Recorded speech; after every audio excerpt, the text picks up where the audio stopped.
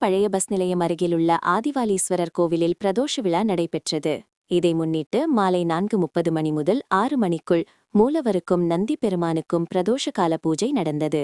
அப்போது பால், தயிர், இளநீர், பன்னீர், சந்தனம், குங்குமம், விபூதி உள்ளிட்டவற்றால் சிறப்பு அபிஷேகம் செய்யப்பட்டது.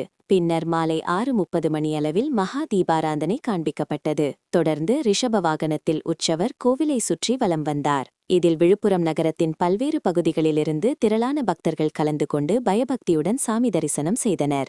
பக்தர்கள் அனைவருக்கும் பிரசாதம் வழங்கப்பட்டது.